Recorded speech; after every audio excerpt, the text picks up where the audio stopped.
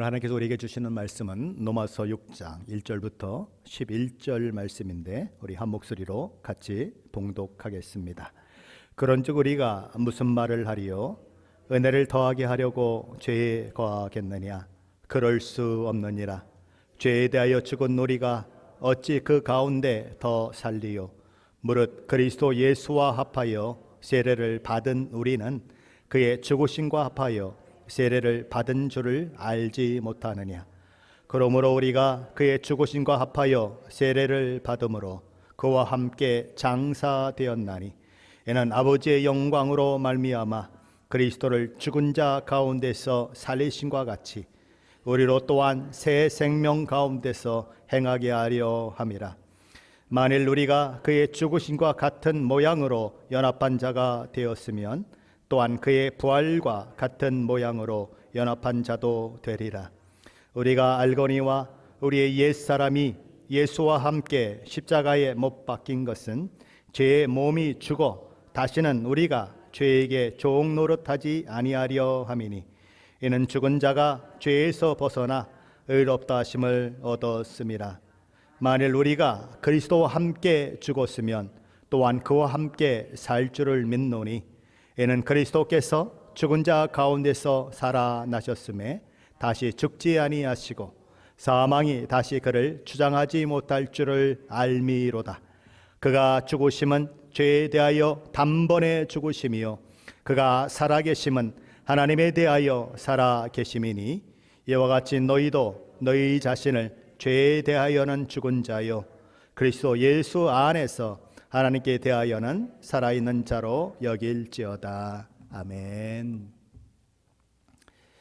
인간의 자격이나 조건과 상관없이 구원이 우리 주 예수 그리스도의 대속의 은혜로 인해 값없이 선물로 우리에게 주어지는 것이라면, 그리고 우리 주 예수 그리스도의 십자가 대속의 은혜가 우리의 모든 죄를 덮어버릴 뿐만 아니라 더 나아가서 우리의 과거에 지은 죄와 또 현재 짓는 죄에 대해서 사함을 받게 만들 뿐만 아니라 심지어 미래에 우리가 지을 죄까지도 다 사함받게 만든 큰 은혜라면 우리 주 예수 그리스도의 그 십자가 은혜에 의해서 씻음받지 못할 죄가 있을까요?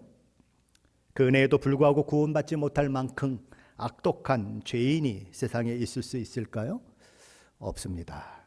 우리 주 예수 그리스도의 십자가 대속의 은혜가 미치지 못할 만큼 큰 죄는 없으며 또한 그 은혜를 받지 못할 만큼 악독한 죄인도 역시 없습니다. 사도 바울은 그래서 로마서 5장 20절 21절에서 그 은혜의 크기와 너비와 깊이와 길이가 어떠한지 이렇게 이야기를 하고 있습니다. 율법이 들어온 것은 범죄를 더하게 하려 함이라. 그러나 죄가 더한 것에 은혜가 더욱 넘쳤나니 이는 제가 사망 안에서 왕노릇한 것 같이 은혜도 또한 의로 말미암아 왕노릇하여 우리 주 예수 그리스도로 말미암아 영생에 이르게 하려 함이라. 그러므로 난 죄를 너무 많이 지었기 때문에 하나님 앞에 나아갈 수 없습니다. 하나님은 나같이 악질적인 죄를 지은 사람은 용서하실 수 없으실 것입니다 라고 이야기하는 것은 옳지 않다는 것입니다. 하나님께 나아가면 용서함 받고 은혜를 경험하게 될 수 있다는 거죠. 하나님께서 우리에게 허락하신 우리 주 예수 그리스도 안에서 허락된 구원의 은혜는 그 모든 것을 다 덮고도 남는다는 것입니다. 그것이 사도 바울이 죄가 더한 곳에 은혜가 더욱 넘쳤나니 라고 하는 말씀을 하고 있는 이유인 것입니다. 놀라운 은혜죠. 그런데 문제는 사도 바울의 이 이야기를 들은 사람들 중에 아주 고약한 생각을 하는 사람들이 나타나더라는 것입니다. 사도 바울 당신은 죄가 더한 곳에 은혜가 더욱 넘친다고 했습니다. 그 말은 더 많은 죄를 짓는 사람에게 더 많은 은혜가 넘친다는 말 아닙니까? 더 많은 죄, 더 극악한 죄를 지은 자에게 더 은혜가 넘친다는 말이 아닙니까? 그렇다면 내가 죄를 지으면 지을수록 하나님의 은혜는 더 드러나게 되고 내가 죄를 지으면 지을수록 하나님께서 베푸신 구원과 은혜는 더 빛나게 되는 행위가 되는 것이 아니겠습니까?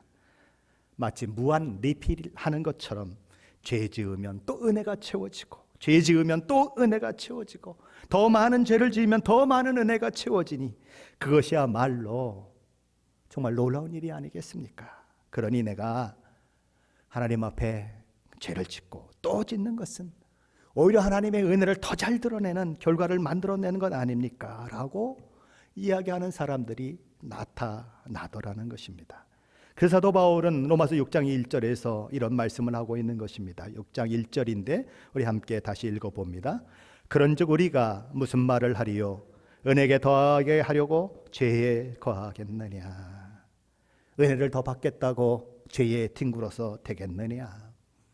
사도 바울은 뭐라고 대답합니까? 6장 2절에서 이렇게 대답합니다. 그럴 수 없느니라. 죄에 대하여 죽은 우리가 어찌 그 가운데 더 살리요? 그럴 수 없다. 한마디로 말하면 말도 안 된다. 죄에 대하여 죽은 우리가 어찌 그 가운데 더 살리요? 우리가 죄에 대하여 죽은 자라는 것입니다. 죽음이라고 하는 것이 무엇입니까? 죽음이라고 하는 것은 한마디로 단절된 것을 말합니다. 뭘 의미한다고요? 단절된 것을 말합니다. 죽으면 모든 관계가 끝나버립니다. 아무리 흉악한 죄인도 죽으면 더 이상 그의 죄에 대해 형벌이 가해질 수 없습니다. 죽은 사람을 감옥에 계속 가둬두는 그런 정부는 없습니다. 아무리 큰 소송이 걸려 있다고 하더라도 그가 죽으면 다 끝나버립니다. 죽으면 사랑의 관계도 다 끝나버립니다. 죄에 대하여 죽었다고 하는 것은 바로 그런 것입니다. 죄와 나와의 관계가 완전히 끊어졌다는 것입니다. 예수 그리스도의 보혈로 내 죄값은 치루어졌고 나는 예수님과 함께 죽었기 때문에 죄와 나와의 관계는 완전히 끝났다는 거예요. 죄와 나와의 관계는 법적으로 끝났다는 것입니다. 나는 죄에 대하여 죽은 자다. 어떤 이들은 이렇게 질문할 수 있습니다. 아이고 목사님, 끝나긴 뭐가 끝나요? 여전히 내 속에서 유혹이 일어나고 죄에 대한 생각이 일어나고 오늘도 죄에 펑펑 넘어지는 내 모습이 있는데 끝나긴 뭐가 끝나요? 오늘 보면 7절은 이렇게 말씀합니다. 그것에 대한 답이에요. 7절 말씀인데 우리 한번 같이 읽어보겠습니다. 7절입니다. 이는 죽은 자가 죄에서 벗어나 의롭다 하심을 얻었습니다. 아멘. 예수 믿어도 죄에 넘어질 수 있을까요? 예수 믿는 사람도 죄를 지을 수 있을까요? 예, 있습니다. 그러나 예수 믿는 사람이 짓는 죄는 의롭다 칭함을 받고 하나님의 자녀가 된 자로서 실수하기 때문에 짓는 죄라고 하는 것입니다. 그가 정말 구원받은 자라면, 그가 정말 죄사함 받고 의롭다 칭함을 받은 사람이라면 그가 실수하고 넘어지고 자빠진 죄로 인해 그는 결코 정죄함을 받지 않는다는 거예요. 그 죄가 그를 사망으로 이끌지 못한다는 것입니다. 왜냐하면 그는 죄의 권세 아래 있는 사람이 아니라 우리 주 예수 그리스도의 십자가 대속의 은혜 아래 있는 사람이기 때문입니다. 예수 믿어도 죄 지을 수 있고 예수 믿어도 죄에 넘어질 수 있지만 죄의 노예가 되어 죄의 권세에 눌려 끌려가는 예수 믿지 않는 사람들과 달리, 그래서 영원한 멸망에 처해지는 사람들과 달리 예수 믿는 사람들은 죄에서 해방된 사람이고 죄의 정죄로부터 자유롭게 된 사람이고 죄의 통치와 죄의 결과인 사망으로부터 끊어진 사람이기 때문에 그가 가진 구원받은 자로서의 신분과 지위와 영광에 아무런 영향을 미치지 않는다는 거예요. 예수 믿는 사람은 자신이 실수하여 범죄한 죄로 인해 죄인으로 정죄되거나 그 결과로 영원한 사망에 이르지 않는다는 것입니다. 왜요? 예수 그리스도를 믿었을 때에 그는 이미 사망에서 생명으로 옮겨진 자가 되기 때문에 그렇습니다. 죄에 대하여 죽었다고 하는 것은 죄가 더 이상 우리의 운명을 좌우할 수 없다는 것입니다.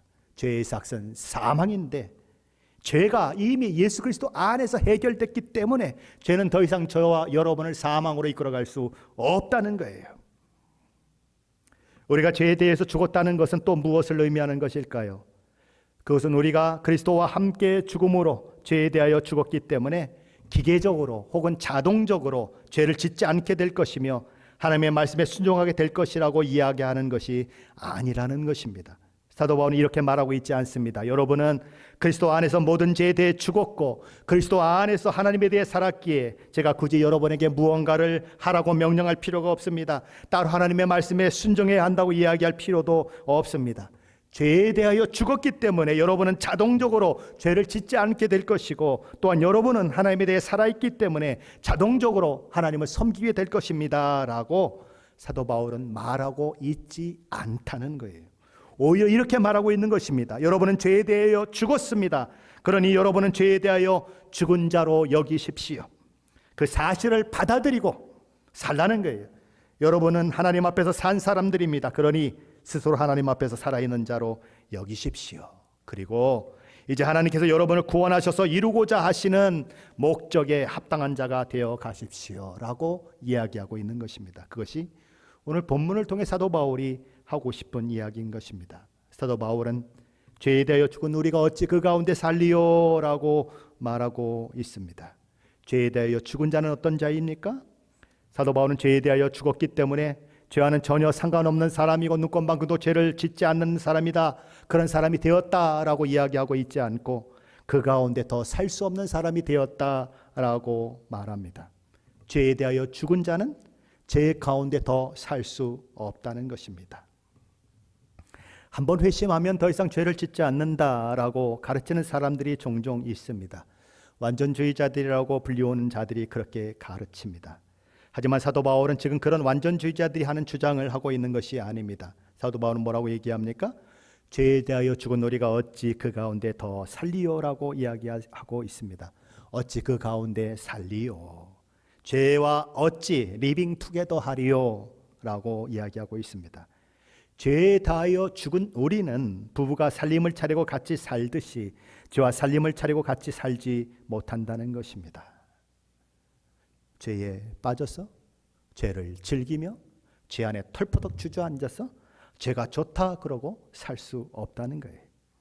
우리가 그리스도의 죽음 안에서 그분과 연합된 자라면 더 이상 옛사람처럼 예전과 변함없는 죄의 패턴을 그대로 유지하면서 계속 살아갈 수 없다는 말입니다. 새 생명 안에 거하는 자, 은혜 아래 왕노릇하는 자는 결코 돼지가 자기가 싼 더러운 똥 가운데 뒹굴면서도 아무런 감각을 가지지 못하는 것처럼, 개가 토한 것을 다시 먹으면서도 아무런 창피함을 느끼지 못하는 것처럼 그렇게 살 수 없다는 것입니다. 죄에 대해서 죽었다는 것이 가리키는 또 다른 의미는 우리가 더 이상 죄의 종이 아니라는 것입니다. 더 이상 죄의 노예가 아니라는 것입니다. 사도 바울은 6절 하반절에서 이렇게 말씀하고 있습니다. 죄의 몸이 죽어 다시는 우리가 죄에게 종 노릇하지 아니하려 함이니. 무슨 이야기입니까?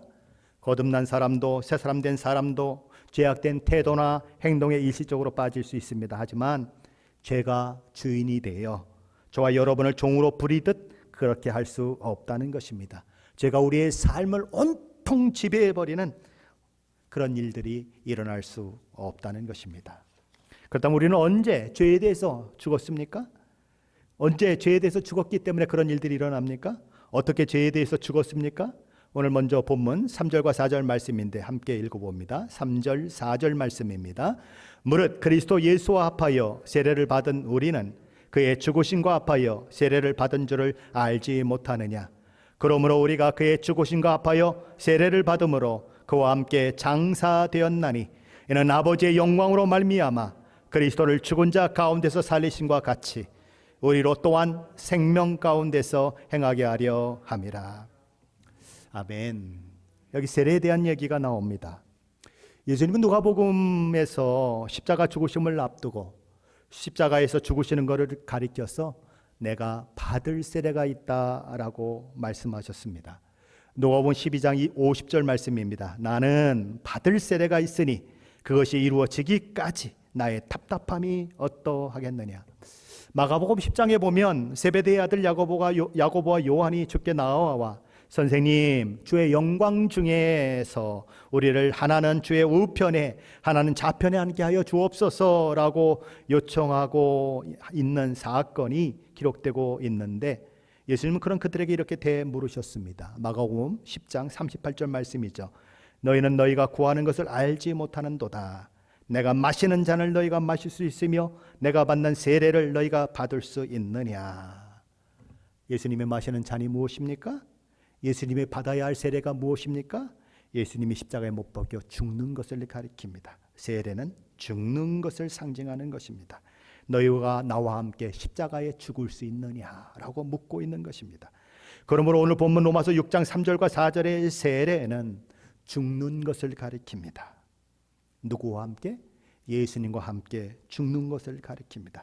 예수님과 연합하여 세례를 받았다고 하는 것은 우리 주 예수 그리스도의 대속의 은혜를 믿음으로 죄산받고 의롭다 칭함을 받음으로 예수님이 십자가에 죽으신 것이 나의 죽음이 되고 죄에 대해 죽은 사람 그리스도인이 된다는 의미인 것입니다.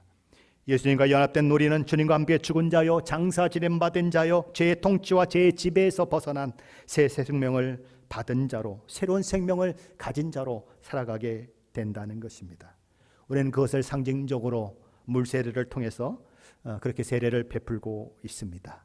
세례는 죽는 것입니다. 물속에 처박히면 숨을 못 쉬기 때문에 죽게 되는 것처럼 그렇게 세례는 그리스도 안에서 죽는 것을 상징하는 것이고 그리스도 안에서 다시 살 것을 바라보는 것입니다. 우리가 죄에 대해서 죽는 것은 우리가 믿을 때에 우리가 우리 주 예수 그리스도와 연합되기 때문에 가능한 것입니다. 그래서 그분의 죽음이 우리의 죽음으로 간주되고 그분의 부활이 우리 부활로 간주되어 그 모든 주님께 일어난 일들이 우리에게 일어났고 또한 우리에게 일어나게 되는 것입니다. 오늘 보면 5절과 6절 말씀은 믿는 우리와 우리 주 예수 그리스도와의 연합에 대해 그리고 그 연합의 결과 어떤 일들이 우리에게 일어나는지에 대해서 설명하고 있습니다. 오늘 보면 로마서 6장 5절 6절 말씀인데 함께 읽어봅니다. 5절 6절입니다. 만일 우리가 그의 죽으심과 같은 모양으로 연합한 자가 되었으면 또한 그의 부활과 같은 모양으로 연합한 자도 되리라. 우리가 알거니와 우리의 옛사람이 예수와 함께 십자가에 못 박힌 것은 죄의 몸이 죽어 다시는 우리가 죄에게 종노릇하지 아니하려 함이니. 죽으심과 같은 모양으로 연합한 자는 미래에 그의 부활과 같은 모양으로 연합한 자가 될 것이다 라고 말합니다. 그렇다면 그렇게 연합한 자가 되어 우리의 옛사람이 예수 그리스도와 함께 십자가에 못 박힌 이유는 어디에 있습니까? 그 목적이 어디에 있습니까? 6절 하반전이 이렇게 말씀합니다. 죄의 몸이 죽어 다시는 우리가 죄에게 종노릇하지 아니하려 함이라. 죄의 권세, 죄의 능력, 죄의 결과를 다 끊어버림으로 다시는 우리가 죄에게 종노릇하지 않게 하는 것이 우리도 그리스도와 연합하게 하여서 그분의 죽음에 우리가 그분의 부활에 우리가 참여하게 하신 목적이다라고 이야기하는 것입니다. 옛사람은 어떤 사람일까요? 예수 믿기 전에 사람을 가리켜 옛사람이라고 합니다. 그리스도 안에서 새 사람 되기 전에 나, 새로운 피조물이 되기 전에 내가 바로 옛사람입니다. 그 옛사람은 어떤 사람이었습니까? 하나님께 대적하고 하나님의 통치와 다스림 가운데 순종하기를 거부하는 사람이었습니다. 하나님의 영광에 대해 무지하고 하나님의 약속을 믿지 못했던 사람, 구원받기 전 바로 그런 사람이 옛사람입니다. 죄의 종노릇하는 사람이었고 사망의 그 사람이 왕노릇하는 사람이었습니다. 그것이 옛사람입니다. 그런데 그 옛사람이 우리 주 예수 그리스도의 십자가 대속의 은혜를 믿고 받아들일 때 그로 인해 구원받고 의롭게 될 때에 그에게는 큰 변화가 일어나는 것입니다. 어떤 변화가 일어납니까? 그리스도께서 이루어 놓으신 일이 그에게도 이루어지는 것입니다. 우리 주님의 죽으심이 그의 죽으심이 되고 우리 주님의 부활이 그의 부활이 된다는 것입니다. 죄의 종노릇하고 사망 권세 아래 놓여졌으며 하나님을 반역하고 대적하며 하나님께 순종하기를 거부하던 그 옛사람은 우리 주님이 십자가에 죽으실 때에 함께 죽었습니다. 그 옛사람이 죽고 새로운 피조물이 된 사람, 새 생명을 가진 자가 된 사람은 죄 가운데 더 이상 거할 수 없다는 것입니다. 이제 그는 옛사람 안에서 왕노릇하는 죄의 법, 죄의 권세, 죄의 체계로부터 벗어났습니다. 옛사람이 죽음으로써 그 모든 것으로부터 벗어나게 되었기 때문입니다. 그의 옛사람은 죽었습니다. 그는 새 사람이 되었습니다. 이제는 죄가 더 이상 새 사람 된 사람 안에서 왕노릇할 수 없습니다. 더 이상 죄의 권세가 새 사람을 통제하고 다스릴 수 없습니다. 죄의 체계가 그를 더 이상 옥죄일 수 없습니다. 왜냐하면 그는 은혜가 왕노릇하는 곳으로 옮겨졌기 때문입니다. 고린도서 1장 13절 14절 말씀은 그 사실에 대해서 이렇게 말씀합니다. 그가 우리를 흑암의 권세에서 건져내사 그의 사랑의 아들의 나라로 옮기셨으니 그 아들 안에서 우리가 성량 곧 죄 사함을 얻었도다. 빌립보서 3장 20절 말씀은 우리의 시민권 하늘에 있는지라 라고 선언합니다. 옛사람에 속해 있을 때 우리는 흑암의 권세 아래에 있었습니다. 사탄과 지옥의 권세 아래에 있었습니다. 그러나 이제는 아닌 것입니다. 이제 우리는 그리스도 예수께서 계신 나라로 하나님 나라로 옮겨졌습니다. 이제 우리는 더 이상 흑암의 사탄의 권세 아래에 놓여 있지 않습니다. 우리는 더 이상 죄가 다스리는 영토 안에 머물러 있지 않습니다. 죄의 권세에 놀려 노예처럼 끌려다닐 수밖에 없는 지위에 있지 않다는 것입니다. 죄에 의해 조정받지 않으며 죄가 더 이상 우리의 운명을 좌우하지 못한다는 것입니다. 죄의 몸, 아담 안에 있었던 몸, 새로운 피조물, 새 생명을 가진 몸으로 변화되게 된 것입니다. 우리 주 예수 그리스도 안에 있는 몸으로 저와 여러분이 변화되었다는 것입니다. 죄에 대하여 죽었으면 죄가 지배하는 것으로부터 죄의 통치와 왕노릇하는 것에 대해서 죽은 것입니다. 그런 사람은 은혜가 왕노릇하는 것으로, 생명의 성령의 법이 왕노릇하는 것으로 들어가게 되는 것입니다. 그렇게 될 때에 그에게는 어떤 변화가 일어날까요? 하나님께 반역하고 하나님을 욕하고 하나님을 알기를 거부하고 하나님을 알면서도 하나님께 영광을 돌리지도 않고 그분의 통치와 다스림에 순종하려고도 하지 않고 자신이 스스로 왕이 되어 살던 사람이 이제는 하나님을 왕으로 인정하는 사람, 하나님을 창조주여 영적 아버지로 인정하는 사람, 그리고 그분의 통치와 다스림 가운데 있는 것을 즐거워하고 어떻게 하든지 하나님을 기쁘시게 하는 삶을 살고자 하는 소망을 가진 자로서 변화가 일어난다는 것입니다. 하나님 앞에 자신이 얼마나 잘못했는지, 얼마나 큰 죄인인지 깨닫게 되고 통곡하며 자기 죄를 회개하고 죄 가운데 살던 삶으로부터 돌이키는 일이 일어난다는 것입니다. 하나님을 믿느니 차라리 내 주먹을 믿겠다 그랬던 사람이 하나님을 인정하고 하나님을 사랑하고 하나님의 말씀에 순종하고자 하는 열망을 가진 자가 되어지는 것입니다. 옛사람이 죽고 새 사람이 되면 그런 변화가 우리 가운데 일어난다고 하는 것입니다. 8절 9절도 바로 그런 말씀을 하고 있어요. 우리 로마서 6장 8절 9절 말씀인데 함께 읽어보겠습니다. 만일 우리가 그리스도와 함께 죽었으면 또한 그와 함께 살 줄을 믿노니 이는 그리스도께서 죽은 자 가운데서 살아나셨음에 다시 죽지 아니하시고 사망이 다스릴 그리스를 주량하지 못할 줄을 알미로다. 우리 주님께서 죽을 때에 새 사람 된 자들은 옛 사람이 거기 함께 못 박혀 죽었다라고 이야기합니다. 그리스도께서 부활하실 때에 사망이 다스릴 수 없는 그분이 되었을 때에 그분 안에 있는 자들도 마지막에 그런 영광을 누리게 될 것이다라고 이야기합니다. 그리스도와 신비한 연합을 이루게 된 사람들이 바로 새 사람이라는 것입니다. 그로 인해 우리는 우리 주께서 십자가에 죽으실 때에 함께 죽은 자 취급받고 우리 주님과 함께 죽은 자 취급받은 사람은 우리 주님이 부활하신 것처럼 부활의 영광을 누리게 될 것이라고 이야기하는 것입니다. 제가 왕 노릇하는 나라에 있으면 그는 죄인으로 시작해서 점점 더 죄를 짓다가 점점 더 죄가 충만해져서 결국은 영원한 형벌의 자리에 이르게 됩니다. 그러나 은혜가 다스리는 나라에 있으면 그가 은혜 아래서 의와 거룩으로 자라나서 의와 거룩과 거룩의 부요함과 풍성함으로 열매 맺는 자로 영생에 참여한 자로 세워지게 된다는 것입니다. 예수 믿는 자는 죄가 왕 노릇하는 것으로부터 은혜가 왕 노릇하는 것으로 옮겨진 자인 것입니다. 사도 바울은 그런즉 우리가 무슨 말을 하리요? 은혜를 더하게 하려고 죄에 거하겠느냐라고 물음으로 오늘 본문을 시작했습니다. 혹시 여기 앉아 계신 분들 중에 모태신앙을 가진 분들이 있습니까? 모태신앙을 가지고 있는 사람들은 신앙생활을 하면서 종종 마음의 컬컬함을 느낍니다. 어떤 사람이 와서 막 간증을 합니다. 내가 과거에는 이런 나쁜 짓을 했고 저런 나쁜 짓을 했는데 내가 예수 그리스도를 만나서 이렇게 획가닥 바뀌었습니다. 사람들이 막 박수를 치고 아멘 아멘 그러는데 그 모습을 바라보며 모태신앙이 있는 사람은 마음이 씁쓸한 것입니다. 나는 뭐야? 나는 왜 저런 열정이 없지? 이참에 나도 세상을 한번 나가볼까?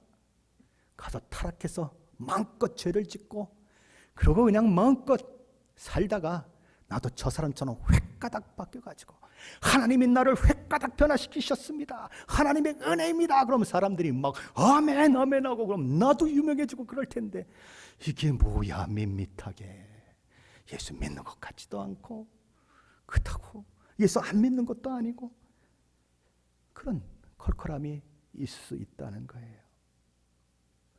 예수 믿는 것이 가지는 그 영광이 얼마나 큰지, 내가 어릴 때부터 예수 안에 커가고 있다고 하는 사실이 얼마나 귀한 것인지 알지 못하니까 자꾸 획가닥 변한 사람만 부러워하는 그 일들이 일어나고, 나도 한번 타락해 볼까?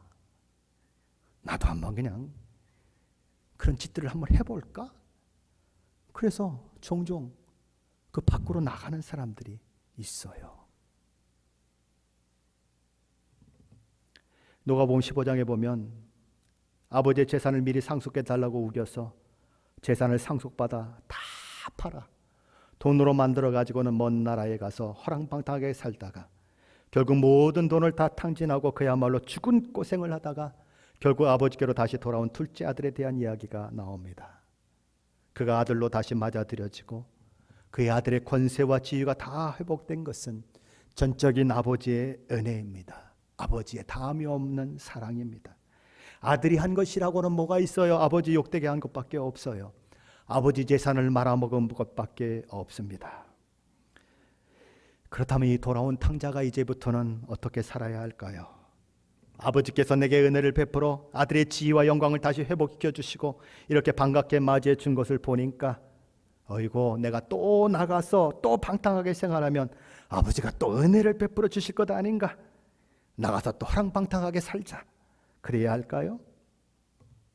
내가 죄 가운데 뒹구는 것은 아버지의 사랑을 더 돋보이게 만들고 아버지가 얼마나 은혜로운 분인지를 더 드러나게 하지 않는가?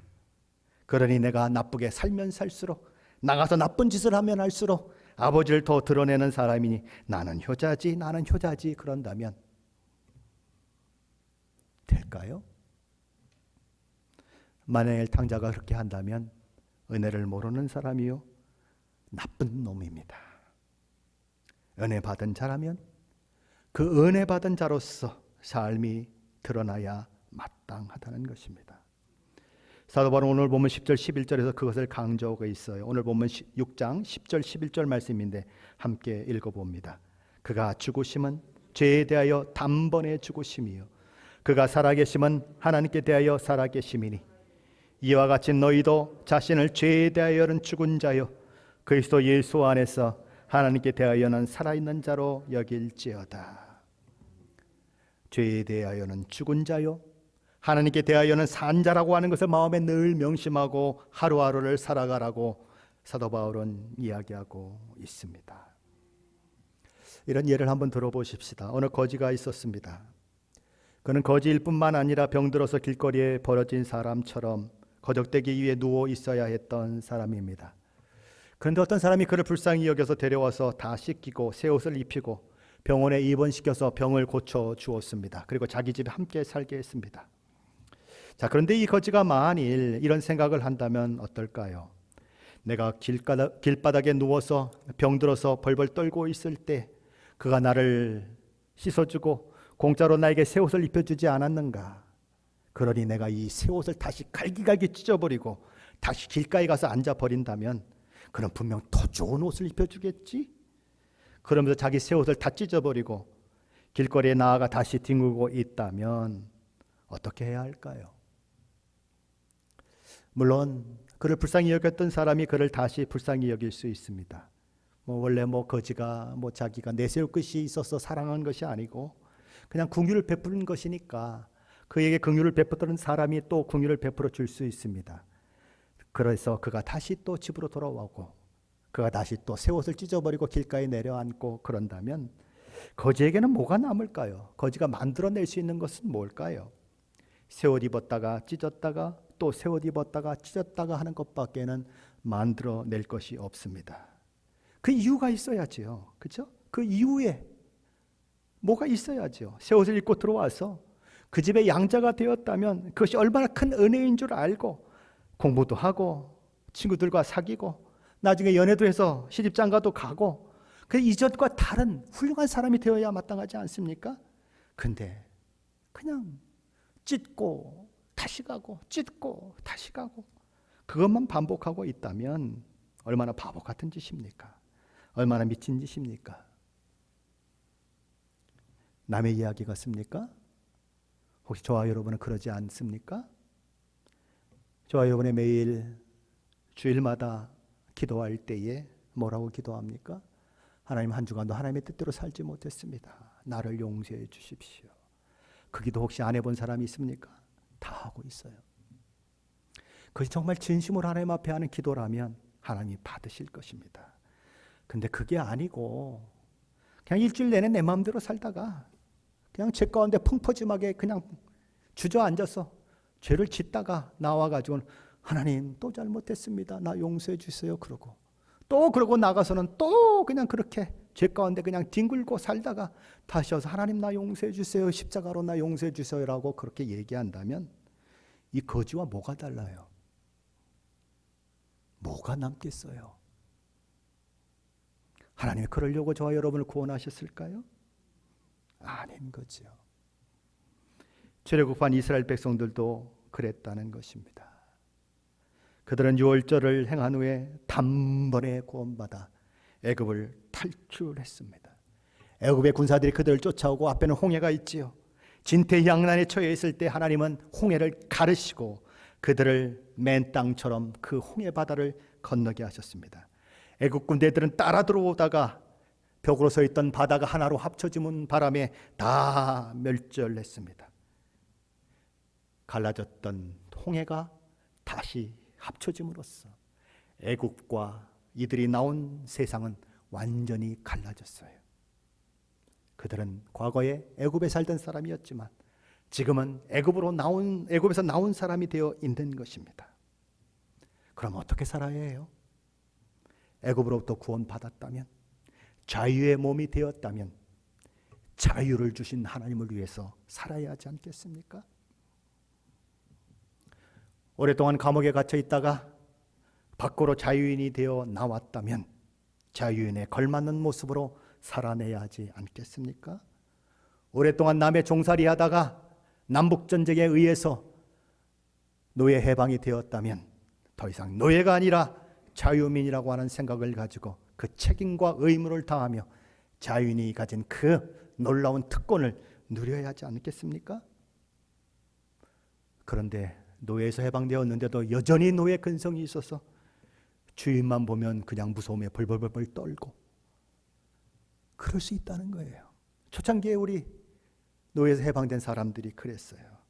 아무것도 할 줄 아는 게 없어요. 그래서 차라리 노예가 있을 때가 더 편했다. 아무 생각 없이 주인에게 복종만 하면 되는 시대, 그 시대가 편했다라고 생각하는 사람들이 있었어요. 이스라엘 백성들도 그 생각을 하는 거예요. 우리가 애굽에 있을 때에는 얼마나 좋았는가. 애굽에 있었을 때는 이것도 있었고 저것도 있었는데, 애굽에 있었을 때는 이것도 먹을 수 있었고 저것도 먹을 수 있었는데, 야, 이게 뭐냐, 우리의 삶이 이게 뭐냐. 예수 믿고도 그런 생각하고 있는 분들이 있지 않습니까? 내가 세상에 있을 때는 얼마나 즐거웠었는데, 얼마나 그냥 즐길 것이 많았고 먹을 것이 많았고 얼마나 친구들과 어울리며 그렇게 살았는데 이게 뭐냐. 예수 믿고 났더니 걸리는 것도 많고 제약을 받는 것도 많고 이게 도대체 뭐냐. 이스라엘 백성들이 뭐라고 얘기합니까? 애굽으로 돌아가자. 하나님 앞에 끊임없이 불평합니다. 모세를 끊임없이 원망합니다. 애굽으로 다시 돌아가자. 애굽이 그립다. 불평과 불만, 원망 이런 것들만 쏟아내며 결국 약속하신 가나안 땅은 들어가 보지도 못하고 광야에서 다 엎어져 죽습니다. 그 영광, 그 기쁨, 그 감격을 누리지 못하고 다 광야에서 죽습니다. 하나님은 무슨 얘기를 하고 싶으실까요?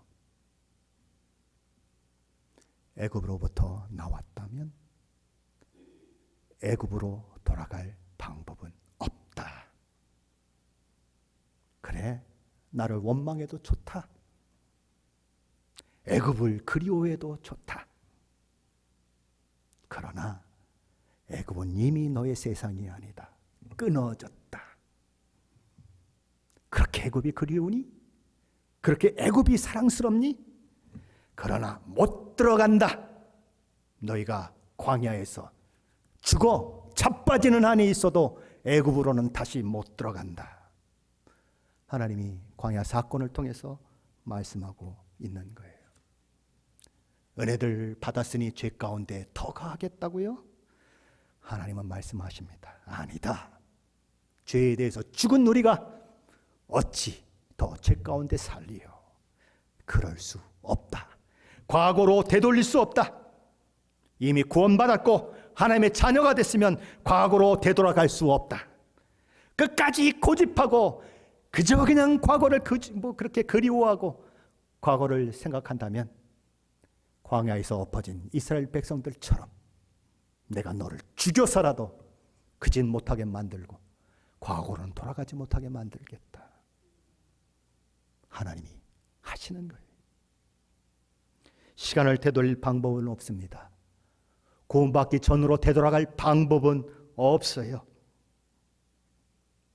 구원받은 그 영광이 무엇인지, 하나님이 나를 어떻게 구원하셨는지, 십자가에서 하나님이 내게 보여주신 사랑이 무엇인지 그것을 아는 자로, 은혜가 왕노릇하는 그곳에 있는 자로 오늘 우리의 삶을 어떻게 살아야 하는지를 생각해라.